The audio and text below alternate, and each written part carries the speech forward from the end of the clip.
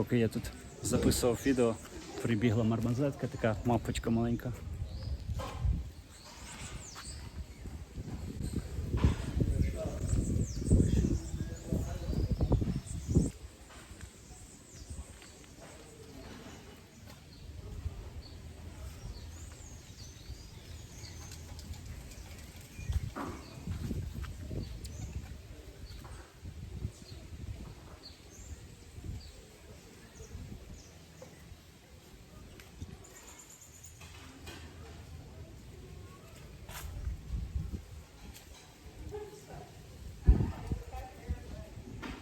Я ще ніколи не бачив нічого такого милого в житті. Мавпочка, на якій дві маленькі дитинки сидять. Дуже класно.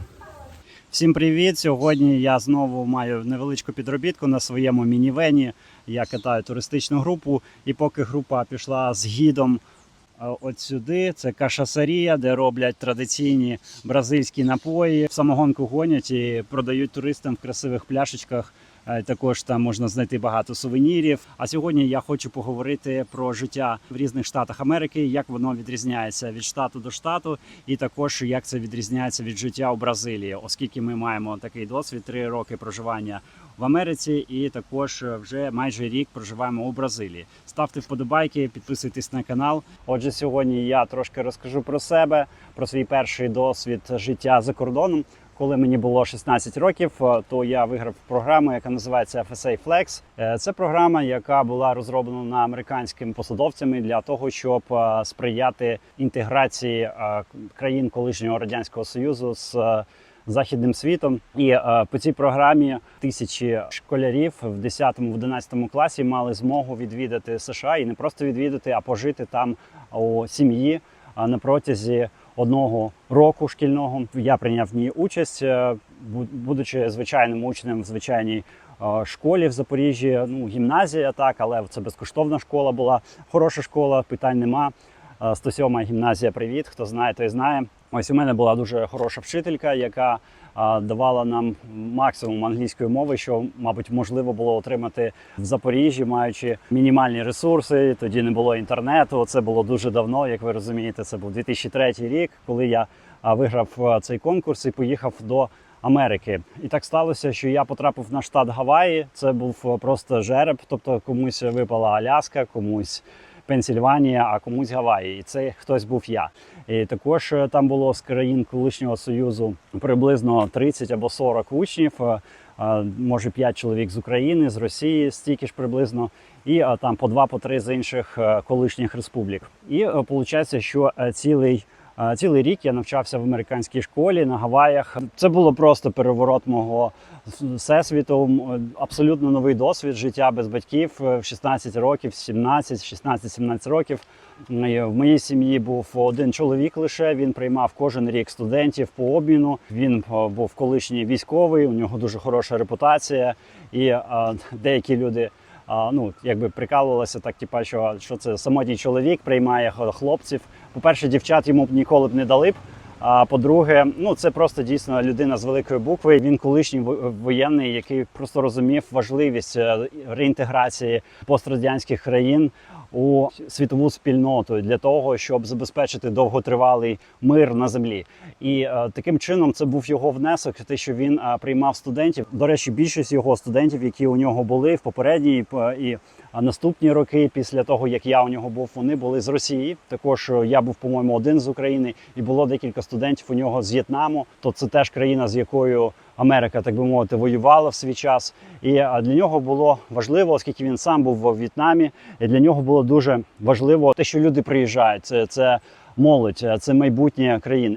І також на ці програми було не так-то і легко потрапити. Це треба було вчитися добре, так, знати англійську мову, вивчити її на достатньому рівні, щоб пройти дуже важкі тестування. Я вважаю, що, звісно, це було дуже гарно з його сторони, те, що він надав таку можливість проживати в його домі. У нього дуже великий, красивий будинок, 2-поверховий в Капулей, місто Капулей називається. Це на Гаваях, на основному острові, який називається Оаху. Це не найбільший острів, але це головний острів, на якому знаходиться Гонолулу, найбільша агломерація штату Гаваї.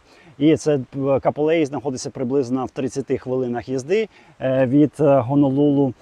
Це така більш нова локація, тобто там це місто було побудовано пізніше, ніж Гонолулу значно. І воно дуже гарно розплановано, дуже красиве. У мене була школа, яка тільки 3 роки до того, як я приїхав, була побудована.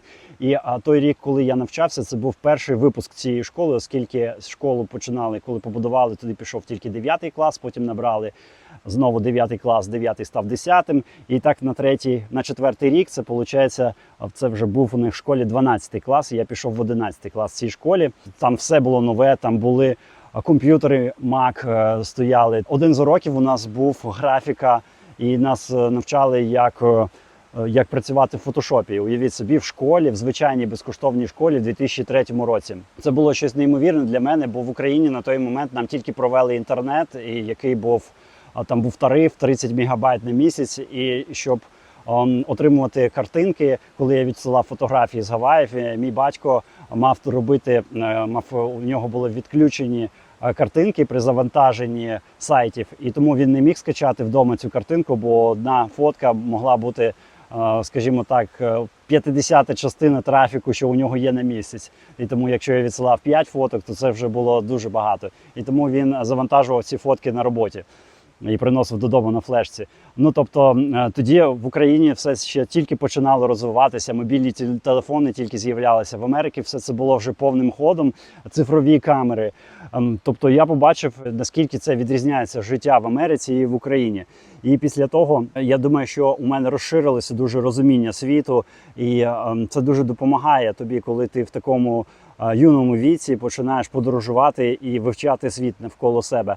Не просто якісь фільми подивився або поспілкувався з кимось, хто був там, можливо, з якимись іноземцями. Це все також впливає, звісно. І у нас у школі була можливість, іноді ми їздили в бібліотеку, центральну бібліотеку Запоріжжя, і там були волонтери з Америки, з Англії, ми іноді спілкувалися з ними. І це було дуже цікаво поговорити з тим, хто володіє мовою, це його рідна мова англійська. Тобто, але це була дуже рідкісна практика. А тут ти приїжджаєш в чужу країну, так, я доволі непогано знав англійську, але все-таки я ніколи не говорив на неї нон-стоп. Тобто я нею говорив на уроках, ми вчилися по парах, у нас було 3 чи 4 пари англійської мови на тиждень, це досить багато, але це нічого порівняно з тим, коли ти приїжджаєш в Америку без нікого, без батьків, без братів, сестер, так у тебе зовсім немає там рідних, ти нікого не знаєш, і тебе зустрічає чужий чоловік, якого ти будеш жити, це твій прийомний батько на 1 рік, так? І також, до речі, зі мною був ще один студент, який одночасно зі мною жив у цьому будинку, він був з В'єтнаму. Дуже розумний хлопець, і він після цього продовжив навчання в Америці. Але у них була трохи інша програма для В'єтнаму. По моїй програмі я не мав права залишатися в Америці. Більш того, там було правило 2 років. 2 роки я не мав права повертатися до Америки після цієї програми. Отже, я цілий рік прожив в Америці по цій програмі. Вчився, подорожував по острову на автобусі. Гаваї, до речі, один з небагатьох штатів, по якому можна їздити на автобусах, тобто там є дуже хороший транспорт. Квиток на автобус тоді коштував $1. Це було багато грошей для мене, звісно. Я був бідний студент з України, мені платили стипендію $125 на місяць. І це все, що у мене було. Батьки допомогти мені тоді не могли. Вони самі небагато заробляли на заводі в Запоріжжі. Але у мене була безкоштовна їжа, звісно ж, безкоштовне житло, безкоштовна школа. Тобто, в принципі, у мене були розходи тільки там, я не знаю, на олівці, ручки, якісь канцелярія. І щось поїсти десь, коли я хотів кудись going out, як кажуть в Америці. Тобто, коли виходити кудись в світ, то тоді, звісно, там в кіно з друзями піти, або там купити якийсь попкорн, десь пообідати на шопінгу, купити футболку собі нову, або ще щось. В принципі, мені цього вистачало. І навіть я зміг відкласти щось мені, ще подарунки якісь, може, подарували десь колись, $20 якісь. То я відклав гроші і купив собі цифрову фотокамеру. Потім, коли я приїхав в Україну, це було надзвичайно круто. Ми поїхали в Крим відпочивати з батьками. І, як зараз пам'ятаю, ми стоїмо на набережні, я тримаю таку малесеньку таку камеру цифрову. І там же ж екранчик такий, я не знаю, буквально ось такий, там може 1 дюйм може трошки більше. І на цьому екранчику ж я дивлюся, там тримаю його так, дивлюся, там батьків фотографую, і всі люди йдуть по набережній Ялти і просто от такими очима дивляться, бо це було доволі незвично на той момент. Тобто люди вже знали, що таке є, але вони ще не бачили цифрові камери на той момент. І як швидко за 20 років помінявся світ, я розумію молодим людям, яким зараз може 20, вони дивляться це, і вони собі важко можуть уявити, що колись були такі часи, що не було смартфонів, не було інтернету у людей вдома. Але дійсно ми прожили зовсім інше життя до того моменту, як я поїхав в Америку. І після того, як я приїхав, все почало розвиватися дуже-дуже швидко. З'явилися мобільні телефони, з'явилися цифрові фотоапарати, інтернет вже почав бути безлімітним, розповсюдженим дуже сильно. Безлімітні дзвінки потім стали на телефонах, бо раніше це було там по 1-2 секунди, там дзвониш, там, я знаю, на Київстарі була така акція, що 2 секунди безкоштовно, а і тільки після 2-ї секунди починає рахувати, то люди так дзвонили: алло, привіт, алло, ти де? Я на зупинці. На якій? І вони один одному передзвонюють отак от по 2 секунди і так от розмовляли. Це було дуже прикольно. Хто пригадує ці часи, ставте вподобайку. Ми з вами динозаври. У мене також був досвід життя за кордоном в Таїланді. Ми жили в Мексиці. Про Мексику і порівняння Мексики і Бразилії у мене вийшло попереднє відео, можете глянути. Про Таїланд, мабуть, ще запишу, сьогодні не про це. Це я сказав до того, що у нас після цього також був такий досвід життя за кордоном. Тобто для нас не було настільки, можливо, незвичним, як для тих людей, які вперше під час війни виїхали за кордон, ніде не були, або, може, були на короткострокових якихось турах, так, на автобусах по Європі, в Туреччині, можливо. У нас був більш такий глибокий, поглиблений життя за кордоном. І все-таки також ми були в Америці як туристи 3 тижні, це було 2018 рік. І ось почалася війна, і в нас з'явилася можливість приїхати по програмі United for Ukraine. Один з наших родичів, дуже хороша людина, яка нас підтримала під час війни і допомогла нам оформити ті документи, щоб приїхати в Америку. І більш того, він надав нам житло на той період, поки ми адаптувалися. Це був доволі довгий період, і тому він великий молодець. І 9 місяців ми прожили в штаті Південна Кароліна. На той момент, коли ми їхали в Америку, у нас не було рожевих окулярів, що ми приїдемо в країну, де все буде готове, що там чемодани з доларами видають і ключі від машини в аеропорту. Звісно, ми прекрасно розуміли, що такого там немає. Ми там були, ми там бачили, як живуть наші родичі, як живуть інші люди. І також я по своїй роботі працював з програмою Work and Travel. Це було доволі давно, декілька років тому, але я працював там доволі довго, декілька років також. І я бачив, як люди приїжджають в Америку, студенти, як вони там працюють, скільки вони заробляють, і приблизно бачив, скільки платять за оренду. Тобто було прекрасне розуміння, що це не є дешева країна, в якій все легко дістається. Потрібно працювати на таких низькооплачуємих роботах спочатку, коли у тебе немає досвіду. Американські роботодавці, вони взагалі не дуже сприймають досвід, який у вас є за кордоном. Тобто вони дуже хочуть бачити, щоб у вас був досвід саме в Америці. І якщо вам 35-40 років, так, і ви приїжджаєте в Америку вперше, то у вас немає жодного в резюме досвіду роботи в Америці, це виглядає для них дивно, тобто вони якби не дуже сильно хочуть вас брати на якусь кваліфіковану роботу, навіть якщо у вас є англійська мова, тому що поруч є багато ще інших робітників потенційних, які теж говорять англійською, тобто знання англійської мови не є чимось унікальним для Америки, тобто це є базою. Якщо ви не знаєте англійську мову, то вам буде ще важче. І саме тому більшість українців, які приїхали по програмі U4U, вони пішли працювати на вантажівки, або на Uber, Lyft, DoorDash, доставки. Хто вміє щось своїми руками робити, хендіменами, тобто чоловік на час, так це називається. На будівництво дуже багато людей, я знаю, пішло. Електрики, сантехніки, всі такі спеціалісти по кондиціонерах, автомеханіки. Вони дуже цінуються, такі роботи, які не сильно прям цінуються в Україні, в Америці. Це дуже добре оплачуємі роботи, тому що самі американці мають потребу закривати ці питання, так, які виникають з сантехнікою, або, можливо, пральна машинка поламалася. І звісно, що самі американці, які вже в 2-му, 3-му, 5-му поколінні живуть в США, вони не хочуть займатися такими роботами, вони йдуть на щось інше. Так? І тому вони готові, в принципі, платити новим іммігрантам, які займаються чимось таким. Ось на той момент ми приїхали, не було жодних проблем з документами, не було проблем з дозволом на роботу. Тоді це можна було безкоштовно отримати. Зараз в Америці все дуже сильно помінялося.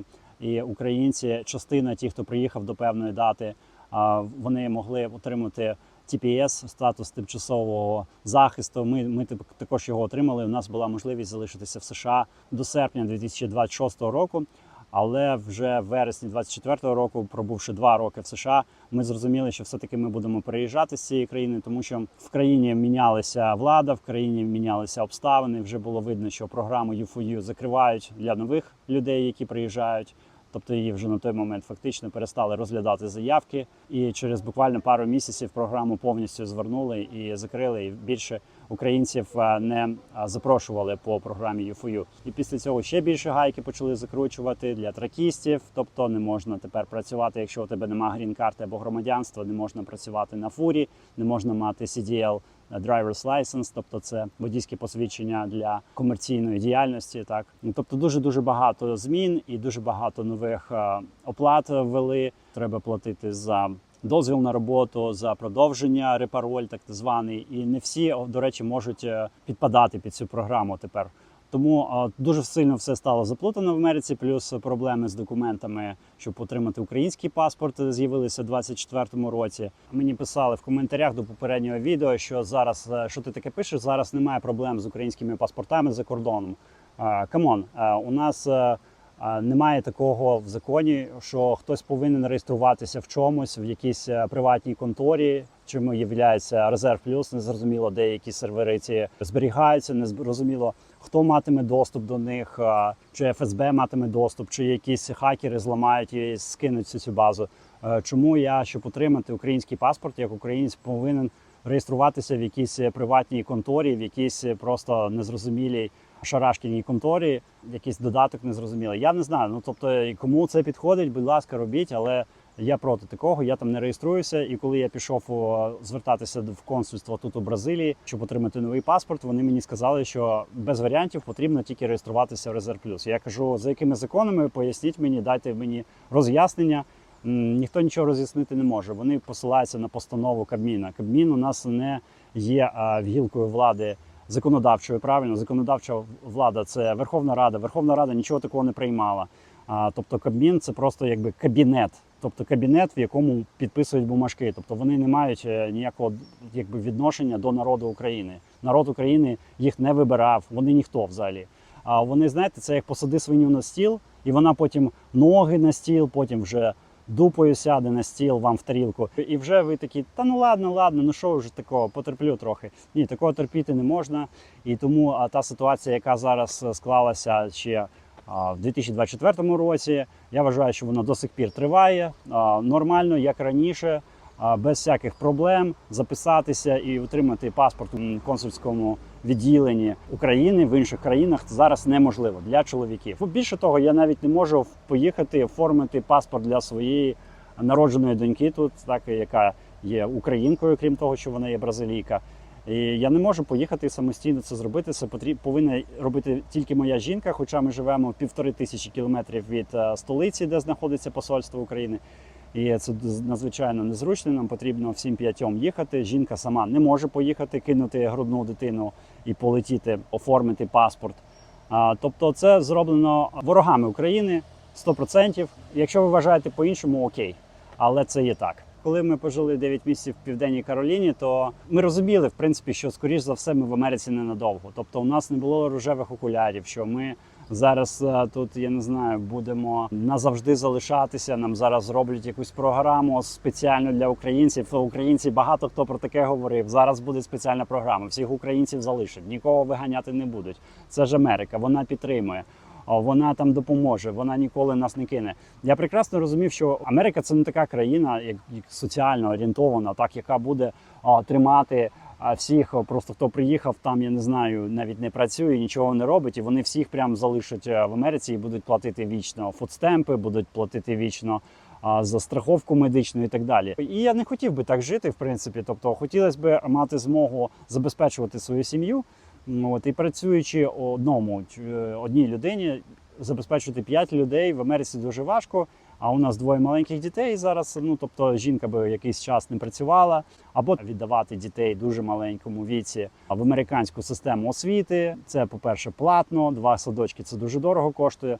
А по-друге, це чужі люди з чужої культури будуть займатися вихованням ваших дітей по 8-9 годин на день, 5 днів на тиждень. Тобто діти виростатимуть дуже швидко, в такому віці вони все як губка, знаєте, вбирають в себе. І тобто це у нас були б діти іноземці, знаєте, дуже швидко. І ми цього не хотіли, і тому ми вирішили, що краще ми якийсь час зараз потримаємося тут в Америці, побудемо, зараз щось пропетляємо туди-сюди з тимчасовою якоюсь роботою. Головне, щоб якісь гроші були, щоб вистачало на життя, і потім поїдемо собі далі. Ну і так і сталося, в принципі. Тому, коли ми вибирали залишатися в Південній Кароліні, там, де у нас є родичі, чи в Північну Кароліну приїхати, і все-таки ми вирішили приїхати в найкращий, на мою думку, штат. Найкращий за атмосферою, найкращий за сонцем, за природою.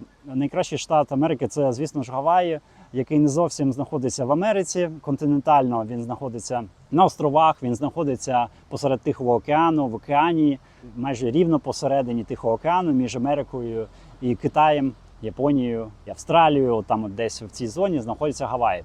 І оскільки це була моя давня мрія поїхати, показати своїй жінці, своїй сім'ї, показати Гаваї, де я провів такий чудовий рік, 16-17 років, то це було просто дуже круто здійснити цю свою мрію. Отже, ми приїхали на Гаваї. На Гаваях у нас були друзі.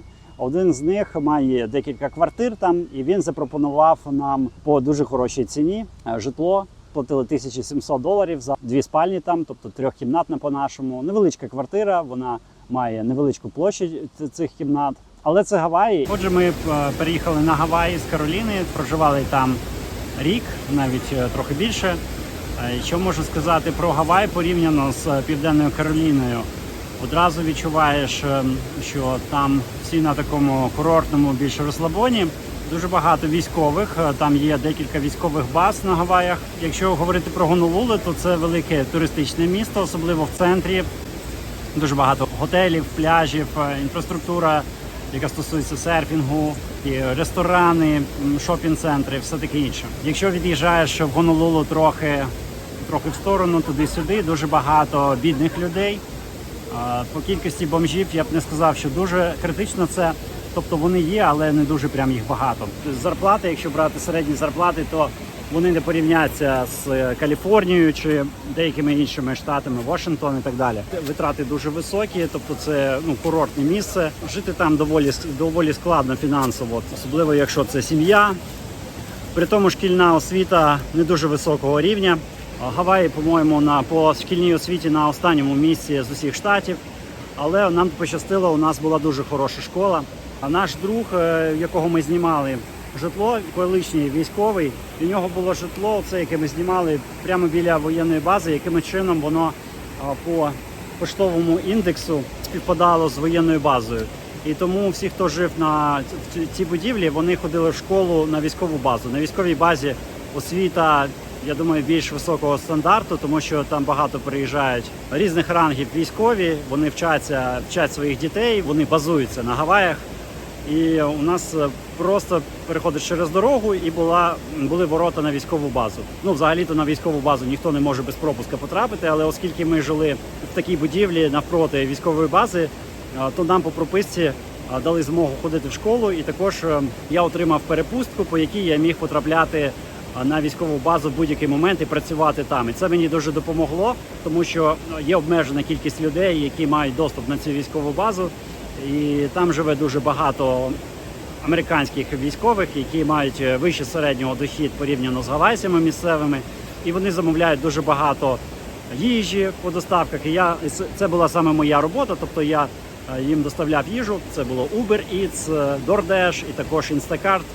Це така програма, по якій я займався шопінгом. Наприклад, хтось через додаток вибирає магазин, в якому він хоче скупитися. Скажімо, це магазин Safeway. І він просто заходить через додаток Instacart, вибирає магазин Safeway, і там є синхронізація з сайтом цього магазину. Він може вибрати всі товари. Мені потрібно там галон молока, хліба, печиво і апельсини. Все, він вибрав, і мені приходить замовлення. Я їду, скупляюся по його списку в магазині і привожу йому додому. І оскільки в мене був доступ на військову базу, то я міг привозити туди цю їжу. Іноді це була і не їжа, іноді це був стілець якийсь, наприклад, або канцтовари. Але більшість замовлень з продуктових магазинів. І таким чином я там працював цілий рік. Отже, скільки можна було заробити в Америці на такій роботі, тобто я поєднував декілька додатків, і те, що перше стріляло, так що мені подобалося, бо там іноді тарифи різні, в залежності від дня, від завантаженості системи, і також від того, хто скільки чайових дає. І я вибирав найкращі замовлення, їхав, робив їх. Звичайний день можна було заробити $200, це була моя мета – заробити за день $200. Іноді там було 170, наприклад, це поганий день, 150, взагалі дуже поганий. Хороший міг бути 220, наприклад. Пару разів на рік були свята, День Святого Валентина, квіти я цілий день розвозив, Різдво, Новий рік. В ці дні можна було заробити $300-400. Це дуже рідко. Податки від цього вже не відраховуються, це вже сплачені податки через додаток. І в кінці можна подавати податкову декларацію і ще мінусувати і отримати деякий tax refund, тобто повернення податків, які ти вже сплатив. І також дуже рідко іноді давали готівкою ще мені якісь додаткові чайові. Але я помітив, що на Гаваях значно менше давали чайові готівкою додатково порівняно з Південною Кароліною. В Південній Кароліні більше олдскульних людей, які користуються готівкою. На Гаваях це робили прямо через додаток, тобто іноді ти вже привіз людині там їжу якусь там з ресторану, і після того вже сідаєш в машину, проїжджаєш 500 метрів і тобі падає ще там 10 або $5, або $2 на твій рахунок. Получається, що за місяць я міг заробити в середньому, заробляючи $200 на день, $5000. Багато це чи мало? Якщо жити вдвох, наприклад, заробляти $5000 нормально. Якщо жити в п'ятьох, так 4 ми жили, тоді у нас ще не було. Найменшої нашої донечки, вона народилася в Бразилії. На таку велику родину, на 4 людини, це вже так трохи важкувато, але з умовою, що у нас було бюджетне житло від нашого друга, $1700 на місяць. Виходило щось навіть відкласти, купити новий телефон раз на 2 роки, все таке інше. Що стосується Гаваїв, то природа там просто неймовірна. Чимось це схоже на Бразилію. У Бразилії теж дуже красива природа. Але на Гаваях це більш концентровано на маленькій ділянці суходолу. Тобто це все-таки маленький острів. І з часом ти відчуваєш там деяку клаустрофобію, принаймні я так відчуваю, що мені хочеться кудись далі поїхати, а я ще цілий день за кермом їжджу по всьому острову. І в певний момент я просто відчуваю, що їхати нема куди. Таке дивне почуття трохи. Але при всьому природа неймовірна, дуже багато різних локацій, і гори, і трекінги, можна ходити в походи, можна ходити на водоспади, дуже різні пляжі. Є такі місця, де майже нема людей, де є національні парки, є можливість займатися водними видами спорту. Серфінг дуже доступний в плані локацій, але орендувати дошку, наприклад, на годину – це $25. Ціни взагалі на послуги дуже високі, продукти в 2 рази дорожчі, ніж на Мейнленді, як називають. Мейнленд – це основні 48 штатів, крім Аляски і Гаваїв. Бензин десь процентів на 40 дорожчий, ніж в Кароліні. В Кароліні 2,70, 2,80, 2,90 бензин. На Гаваях 4,20, 4,40, 4,70. Якщо щось згадаю, ще розкажу. Якщо є якісь питання про Гаваї або Південну Кароліну, задавайте. Можливо, комусь потрібна якась порада, я підкажу, що знаю. Зараз ми приїхали на інший водоспад, зараз покажу вам, як тут красиво. Це дуже туристичне місце.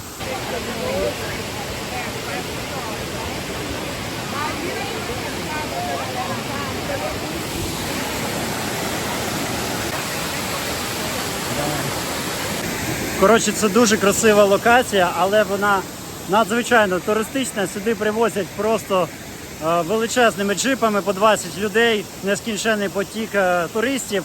І тому наша туристична група не захотіла тут тусуватися. Коротше, вони подивилися на цю юрбу людей і сказали, що ні, ми тут не будемо купатися, поїхали кудись далі. Тут є достатньо локацій, які не такі туристичні, куди не возять групи спеціально. І там безкоштовний вхід, а тут ще треба платити. Наступний штат, в якому ми проживали, це була Флорида. І з тих пір, як я взагалі мав перший раз таку мрію поїхати в Америку, я чомусь завжди думав про Флориду. Я думав, що мені там дуже сподобається. Бо я читав в дитинстві багато пригодницьких книжок, Жюль Верна, про якісь острови, якісь пальми. І я собі так це уявляв, що мені дуже сподобається Флорида.